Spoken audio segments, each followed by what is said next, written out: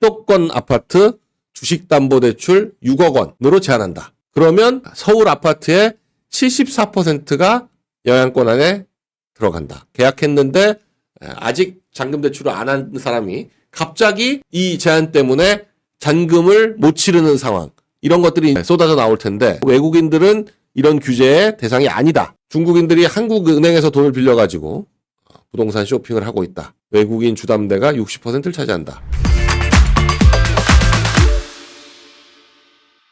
지금 미국에 가느냐 못 가느냐 뭐 이런 얘기가 논란이 많은데 불투명하다. 뭐 갈 수 있다 없다. 이재명이요. 네. 그런데 지금 동아일보에서는 단독으로 7월 넷째 주에 방미한다.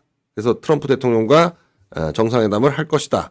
라고 지금 기사가 나왔는데 또 많은 또 기사들은 7월 좀 불투명하다. 이런 기사들도 있어요. 그래서 아직 7월 방미가 확실한지 여부는 좀 모르겠습니다. 지금 확실치는 않은 것 같은데 지금 현안이 워낙 많아서 일단 관세 문제와 관련해서 지금 유예된 90일이 지금 8일 남은 상태라서 빨리 협상이 이루어져야 되는데 이게 또 불투명하다.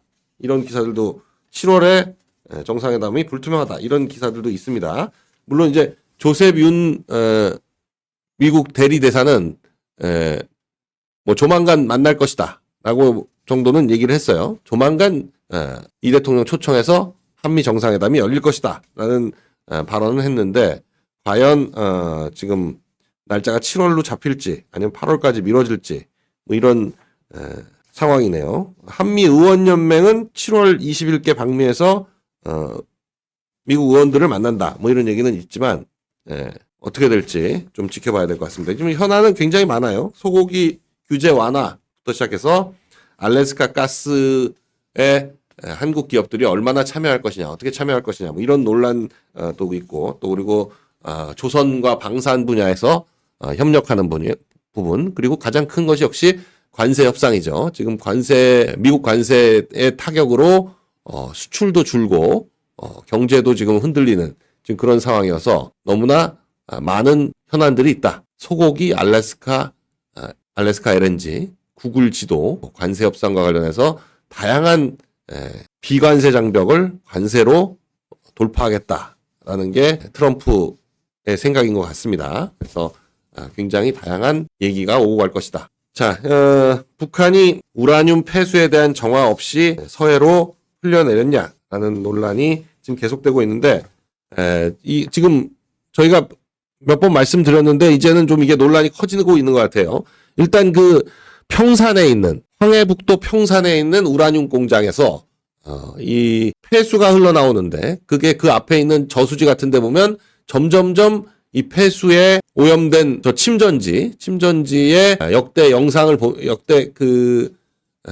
위성 사진을 보면 이 침전지가 점점 방사능으로 덮이는 것이 아니냐. 그리고 그 슬러지에 의해서 녹조 현상이 발생하고 2006년 사진과 2018년 사진과 2024년 사진을 보면 녹조가 완연히 심화됐다. 이걸 확인할 수가 있습니다. 그래서 폐수들이 넘쳐나는데 저 폐수가 바로 근처에 있는 예성강으로 흘러들면 이 예성강에서 바로 서해안으로 흘러나오죠. 근데 예성강과 임진강과 한강이 강화도 위쪽에서 거의 만나게 돼 있기 때문에 이게 뭐 거기서 만나서 이게 조수관만에 의해서 한강 쪽으로 역류되지 않느냐 이런 우려가 계속 커지고 있습니다. 그래서 밀물 썰물 때 김포 뭐 거의 양화대교까지 바닷물이 올라온다 뭐 이런 얘기가 있을 정도로 이 서해안의 조수관만 때문에 바닷물이 상당히 한강 위까지 올라옵니다. 그런데 그 예성강에서 방사능이 섞인 물이 한강 쪽으로 올라와가지고 피해를 주는 것이 아니냐 이런 우려가 지금 커지고 있는데 지금 뭐 이 침전지의 폐수가 문제가 된 거는 지금 확실하고요. 그 침전지에서 지하 배수를 통해 가지고 이 침출수를 예성강 쪽으로 흘려보내고 있는 것이 또 2024년 10월 31일 사진으로는 찍히고 있습니다. 지하 배수로가 약 90m 정도 되는데 지하 배수로가 침전지에서 지하 배수로를 통해 가지고 이 침출수를 방류하고 그 방류된 침출수가 예성강 쪽으로 흘러들면 위성 사진에 따라서 이게 뭐 지금 당연히 그렇게 보입니다.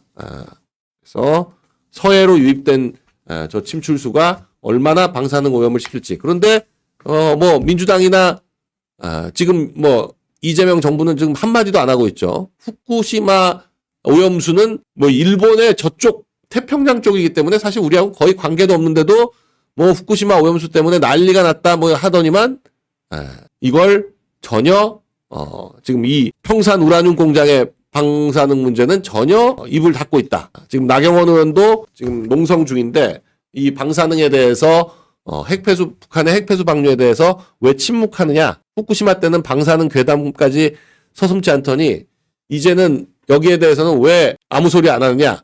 이 방류의 실태와 수도권의 영향력, 수도권에 미치는 영향 이런 것들에 대해서 정밀 분석을 해야 된다라고 주장하고 있습니다. 지금 뭐 나경원 의원은 지금 사흘째 농성을 하면서 김민석 총리 후보 철회 그리고 다양한 얘기 논란에 대해서 그리고 또 이제 법사위만이라도 가져와야 되는데 일방적으로 국회위원회를 다 뺏기는 지금 무기력한 모습을 보이고 있어서 좀 결사 항쟁이 필요한 시점이 아니냐. 이제 뭐 7월이 접어들면 한 달은 지켜봤으니까 후쿠시마 괴담에는 1조 5천억을 검사를 4만 번을 해서 방사능 초과된 게 한 번도 없었는데 1조 5천억의 돈을 써가지고 저 난리를 치는 동안에 북한은 핵폐수를 조용히 흘리고 있었다. 그런데 서해안에 지금 핵 방사능 조사하자라는 소리도 한마디도 안 하고 있어요. 한반도 주변의 해류를 보면 후쿠시마는 아무 영향이 없을 수밖에 없는데도 그 난리를 치더니 지금 서울에 바로 몇십 킬로밖에 안 떨어져 있는 곳에서 핵폐수가 흘러나오고 그게 지금 강물을 타서 한강과 섞이는 그런 상황이 돼도 아무도 얘기하지 않고 있다.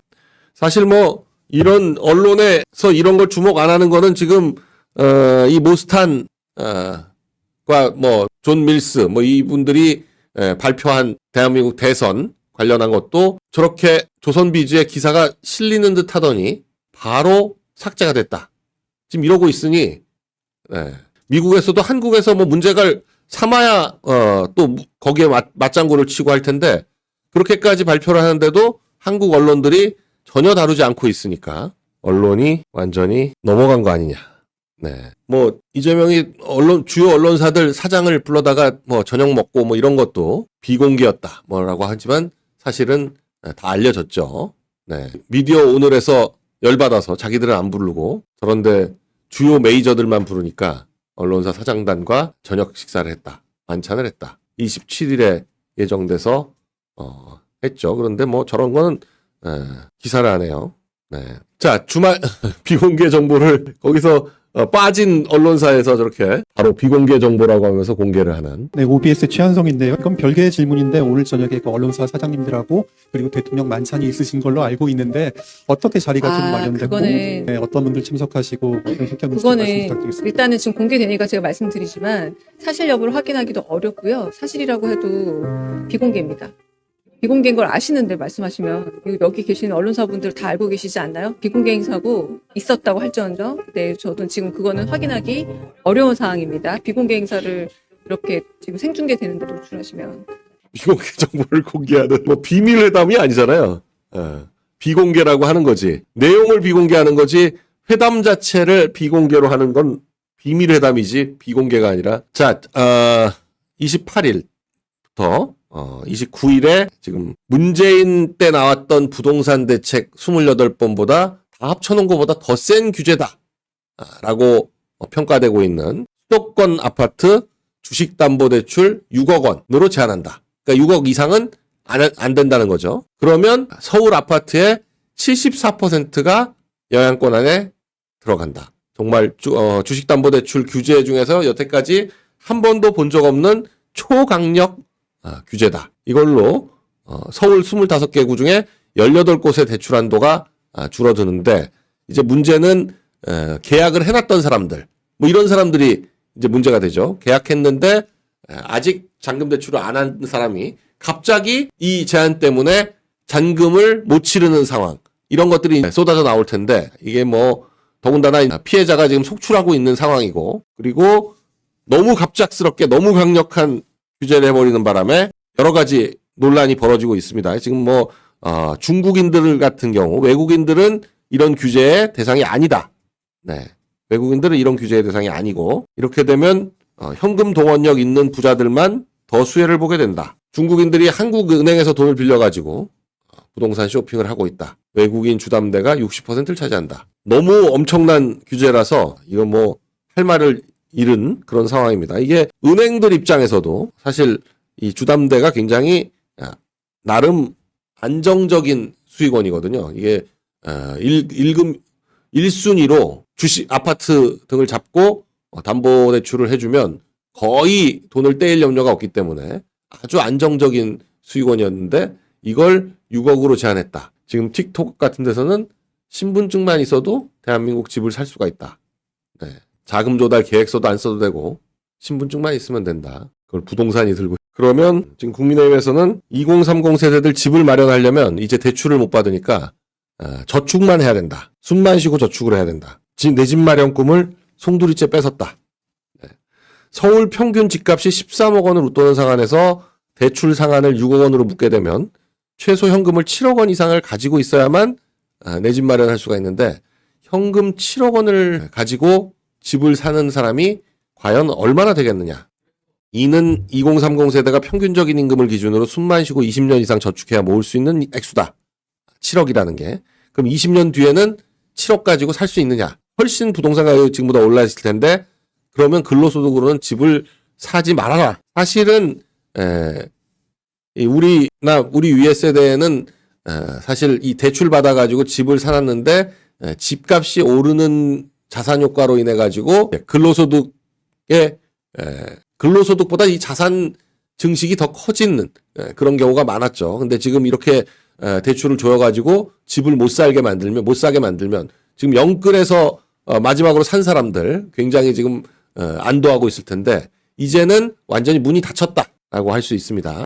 네, 이 초강력 대출 규제가 과연 이제 얼마나 효과를 발휘할지. 대출 규제의 효과는 길어야 6개월이다. 여태까지 그런 경험치기. 그런데 과연 시장을 이렇게 틀어쥐어가지고 결국 똑같은 저는 뭐 계속 얘기를 해왔지만 지금 이재명 그러니까 노무현 문재인 때 부동산 정책을 했던 사람들이 또 이재명 정부에 또 그대로 또 들어와가지고 자리를 잡고 있어서 절대로 부동산 가격을 잡을 수가 없다. 이 사람들은 기본적으로 부동산 가격이 오르는 게 투기꾼 때문이다.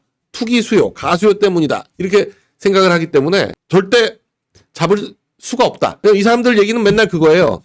지금 주택 보급률이 100%를 훨씬 넘어섰는데 집이 남는데 왜 집값이 오르느냐? 투기 수요 때문이다. 이런 상식, 이런 생각을 가지고 있기 때문에 집을 사려는 수요는 굉장히 다양합니다. 투기 수요도 물론 있지만 실수요가 굉장히 많아서 이 실수요를 어떻게 충족시켜 줄 거냐. 이게 사실은 집값을 안정시키는데 가장 중요한데 MB 정권 때는 5년 내내 수도권 아파트가 계속 하락해가지고 마이너스 13%인가를 기록했었습니다. 그때는 MB가 현대건설 출신이기 때문에 어떻게 하면 공급이 늘어나는지를 정확하게 알고 있어서 그린벨트를 확확 풀어가지고 아파트 보금자리 주택 이런 거를 많이 지었죠. 그러면서 그 보금자리 주택을 많이 짓는다는 것 자체가 그 사람들로 하여금 대기 수요를 안정시켜서 2030들한테 대기 수요를 안정시켜가지고 집값을 오히려 하락시키는 그런 효과를 발휘했는데 지금 공급한다 말만 저러고 있는데 공급 대책은 하나도 안 나오고 대출만 규제하는 수요만 어떻게든 줄이면 된다 이런 방식인데 과연 이제 대출 가지고 안 되면 또 세금 올리는 방식을 쓰겠죠. 집값 안정화를 충분히 시킬 수 있는데 안 하는 게 아니냐. 이 문재인 때도 28번이나 대책이 나왔는데 집값이 안정이 안 된다면 이거는 안정을 시키려는 대책이 아니라 상승시키려는 대책이다. 오히려 그렇게 볼 수 있다라는 건데 자 지금 이 6억 대출의 이 후폭풍이 어느 정도 있을 것이냐. 지금 주말 사이에 대책이 나오고 아직 지금 시장의 반응을 확인하지 못하고 있어서 언론도 지금 어떻게 대처해 나가야 될지 모르는 그런 상황인데 이게 시장을 억누르려는 정책이 어느 정도 선에서 이루어져야지 이걸 거의 시장을 때려잡으려고 하면 시장은 반드시 더 큰 후폭풍을 불러일으키게 됩니다.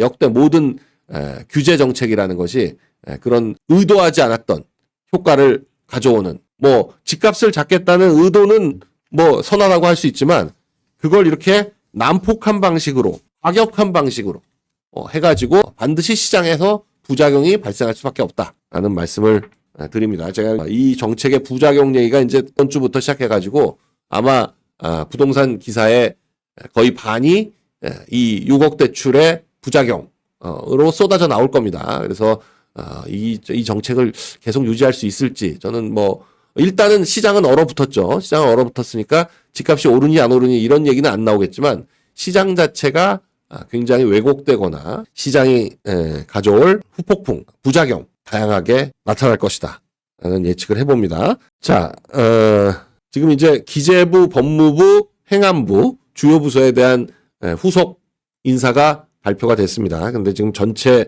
부처 중에 8명, 9명 정도를 의원들로 임명을 해서 내각제냐, 의원 내각제냐 라는 말이 나올 정도로 이재명의 인재풀이라는 게 결국은 민주당 의원들 외에 특별한 사람들이 없다라는 게 다시 한번 확인되는 그런 내각 구성이 아니냐 얘기되고 있습니다. 후보자 18명 중에 8명이 현역 의원이다. 그러니까 대선 과정 그리고 지난 3년의 버티기 과정에서 공을 세운 사람들한테 자리를 주는, 이게 자리는 능력에 따라서 자리를 주고 공을 세운 사람은 상을 줘야 되는 건데 공을 세운 사람에게 자리를 주는, 이게 이제 가장 전형적으로 이제 문제가 되는 거죠. 공을 세운 사람에게 자리를 주면 이제 농공 행상을 인사로 하는 건데 그렇게 되면 엉망이 된다. 지금 벌써부터 총리 후보부터 시작해서 지금 이 장관 후보들에 대한 논란이 지금 계속되고 있습니다. 특히 뭐 정은경 복지부 장관 후보자에 대해서 남편이 코로나 기간 중에 코로나와 관련된 업체 주식을 취득했다. 뭐 이런 논란이 지금 그래서 그것 때문에 정은경 보건복지부 장관이 탈락했다라는 기사까지 나왔었는데 결국 그냥 내정이 됐습니다. 코로나 관련주 매입 의혹이 상당히 심각한 것이 아니냐. 저것도 그렇고 지금 법무부 장관의 정성호 의원 그리고 행안부 장관의 윤호중 의원을 임명했는데 둘 다 민주당의 5선들입니다. 이게 뭐 국회의원을 지명하는 거는 일단 국회의원들이 청문회를 통과하는데 큰 어려움이 없다라는 게 이제 역대 청문회 과정을 통해서 밝혀진 사실이죠. 그러니까 이 정권 초기에 인사 문제로 삐끗하기 시작하면 지지율이 하락한다. 이런 경험치 때문에 어떻게든지 인사를 스무스하게 넘기려고 하다 보니까 청문회를 손쉽게 통과할 수 있는 국회의원들을 많이 임명했다. 이렇게 볼 수도 있죠. 그런데 지금 정성호, 윤호중 법무부 장관, 행안부 장관을 지명을 했고 지금 뭐 강선우, 전재수, 김성환, 안규백, 정동영 그리고 이 둘까지 해가지고 총 8명이 의원직이다. 현역 의원이 김민석 총리 후보자까지 해서 총 8명이 장관과 총리에 내정이 돼 있습니다. 네. 정은경 복지장관 후보자가 이 의정 갈등에서 국민이 큰 고통을 겪었기 때문에 신속히 해결하겠다라고 하고 있는데 과연 어떤 식으로 해결을 할 것이냐 좀 지켜봐야 됩니다. 남편이 코로나 때 주식 투자, 특히 마스크 뭐 이런 코로나19 관련 업체 주식들을 사들였다는 의혹 때문에 이게 이제 청문회 과정에서 상당히 논란이 되지 않겠느냐. 이것 때문에 사실 복지부 장관 후보에서 탈락했다라는 기사까지 있었어요. 그런데도 결국은 임명이 됐습니다. 지명이 됐어요. 과기정통부 장관 후보자로 지명된 배경훈 같은 경우에 41억의 아파트를 최근에 샀는데 서울 서초구에 41억 원을 주고 아파트를 구입했는데 대출 규제 직전에 7억 5천만 원의 주식담보대출을 받았다. 이런 논란이 되고 있습니다. 지금 또 그리고 권오을 보훈장관 후보 여기는 재산이 13억인데 선거 비용 2억 7천만 원을 아직도 납부하지 않고 있다. 2018년에 경북지사 선거 때 공직선거법 위반을 한 걸 2021년에 유죄가 확정됐는데도 불구하고 지금 4년 동안 돈을 안 내고 있다. 현금성 자산이 거의 6억 가까이 있음에도 불구하고 내지 않고 있다는 거죠. 또 두들겨 맞으면 또 바로 또 내지 않을까 싶기도 하네요. 이건 뭐 바로 김민석 같은 경우도 7억인가 6억인가 안 내고 있다가 총리 지명되니까 바로 다 냈던 것처럼 또 금방 논란이 되면 내지 않나 싶은데 이것도 지금 논란이 되고 있어요. 전국의 5곳에서 동시에 근무하면서 돈을 받았다. 와이프가 부인이 하고 있는 삼계탕집의 영업실장이다. 그렇게 하면서 또 각종 중소기업들에 근무했다라고 하면서 월급을 받았다. 그런데 그게 서울, 부산, 여기저기 또 신한대, 의정부에 소재한 신한대 이런 데서도 있고 부산에 있는 회사에서도 종로에 있는 인쇄물 관련 D업체에서도 서울, 경기, 부산 등에 위치한 직장 5곳에서 총 8,380만 원의 소득을 2023년 한 해만 벌었다라고 하고 있는데 그러니까 이 회사 저 회사에서 일종의 스폰을 받은 게 아니냐라는 의혹이 나오고 있는 거죠. 일종의 스폰 아니냐. 오늘까지가 지금 김용태 비대위원장의 임기이기 때문에 내일 상임정국위원회인가를 개최하는 것으로 돼 있어요. 그래서 오늘까지 김용태 비대위원장이 있는 동안에 당직자들이 거의 지금 없는 상태고 그러니까 당이 국민의힘이 누구 당직자의 이런 말이 나올 게 별로 없어요. 사무총장도 없고 아무도 없는 상황이라서. 그래서 지금 당에 나경원, 안철수만 존재감이 있다라고 할 정도로 지금 국민의힘이 있는 듯 없는 듯 잠행을 하고 있는데 김용태는 전당대회를 출마하지 않고 백의종군하겠다. 아니 본인이 무슨 능력이 있어서 된 게 아니라 김문수 후보가 그냥 젊으니까 임명해준 그런 비대위원장이 무슨 굉장히 대단한 자리라고 착각을 하고 한 달 동안 대표 놀이를 많이 하고 지냈죠. 대표 놀이를 많이 하고 지냈는데 이제 비대위원장을 아마 그 원내대표 송원석 원내대표가 맡고 전당대회를 8월 중에 개최해서 실세 대표가 등장을 해야 이 당이 자리를 잡지 않겠느냐. 이 전당대회 과정에서도 어떻게 이재명 정권과 싸워 나갈 것이냐 이런 것들에 대한 치열한 경쟁이 펼쳐지겠죠. 지금 안철수 의원은 진작에 이렇게 했으면 훨씬 더 인기가 있었겠다 할 정도로 지금 러브버그처럼 전과자는 전과자끼리 붙어먹는다. 이런 아주 표현이 세졌어요. 러브버그처럼 전과자는 전과자끼리 붙냐. 김경수를 장관급에 임명하는 게 말이 되냐. 그 대통령의 그 참모들이다. 하면서 가장 치열하게 지금 싸우고 있다. 김기현 의원도 장관 인사라고 쓰고 정치 보복이라고 읽어야 될 것 같다. 정치적 편향성을 배제해야 될 자리에 현역 여당 의원을 앉혀가지고 뭘 하겠다는 거죠. 법무장관에도 현역 여당 의원을 앉히겠다는 거. 이런 것들은 내년 지방선거에 부당한 영향력을 미치기 위해서 대규모 사정정국을 조성하겠다는 흉계를 드러낸 것이다. 국세청장 자리에도 현역 의원한테 넘겼죠. 국세청장도. 그리고는 이 승계하도록 만들었는데 처음으로 현역 국세청장을 현역 의원으로 임명을 하고 지금 그 국세청장까지 합치면 거의 9명의 현역 의원이 입각을 하는 그런 상황이 벌어지고 있습니다. 헌재소장에는 김상환, 헌법재판관의 오영준, 국세청장 임광현, 국세청장 임광현이 민주당의 현역 비례대표 의원이었는데 이 현역 의원을 국세청장으로 현역 의원들이 3명이나 경찰을 담당하는 행안부 장관, 검찰을 맡는 법무부 장관, 그리고 국세청 이 3개의 칼날로 대규모 사정정국을 끌고 나가려는 게 아니냐. 지금 이렇게 김기현 의원은 비판하고 있습니다. 검찰에서 대장동 사건과 관련해서 김만배한테는 징역 12년, 유동규에게 징역 7년을 구형을 했습니다. 이게 7월 중에 이제 판결 선고가 나면 이 대장동 일당 또 대북 송금 이화영과 관련된 문제 여기 언제 이제 이재명이 사면을 할 것이냐 이걸 지켜봐야 됩니다. 본인 사건을 없애기 위해서라도 이 자신의 사건에 관련된 사람들에 대해서 전격적으로 사면을 할 텐데 지금 이화영이 계속 본인 사면해달라 지금 그러고 있는 상황이죠. 자, 이 특검이 지금 3개가 동시에 진행 중인데 내란 특검이 가장 빨리 시작을 했고요. 그리고 이제 김건희 특검, 최상병 특검이 7월 2일 내일 모레부터 수사를 개시한다라고 하고 있는데 이제 사무실 공사하고 현판식을 2일 날 연다라고 하고 있습니다.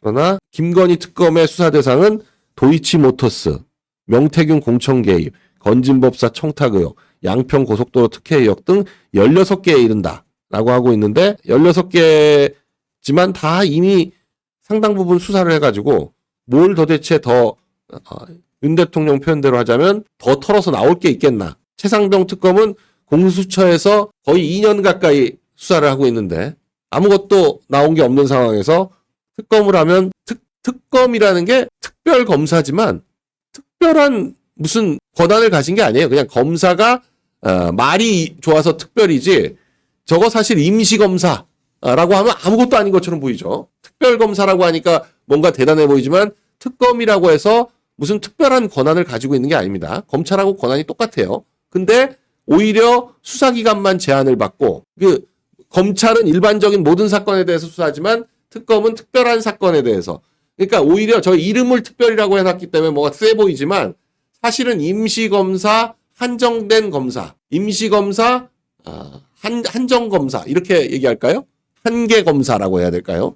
그러니까 사건의 한계가 딱 정해져 있고 기간도 임시 3개월, 4개월 뭐 이런 정도로 하는 거기 때문에 그렇다고 해서 무슨 뭐 영장 없이 사람을 잡아갈 수 있는 것도 아니고 영장 청구해서 법원에서 판사에 의해서 영장 받아야 되고 사람 소환하는 거지 뭐 막 잡아갈 수도 없는 거고 무슨 체포영이나 구속에 특별한 권한이 있는 것도 아니고 따라서 이름만 특별이지 실제로 역대 15번의 특검에서 구속시킨 사람이 11명밖에 안 됩니다. 구속시켜서 최종적으로 실형을 받은 사람이 11명밖에 안 됐다.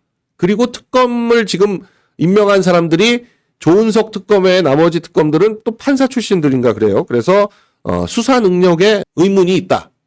결국 이 사람들도 자기들이 수사 능력이 없으니까 어떻게든 검찰에서 수사통들, 특수통들 이런 사람들을 스카우트해가지고 해보려고 막 직접 전화를 하고 그러기까지 하고 있는 상황인데 과연 뭐가 나올 게 있겠는지 의문이긴 합니다.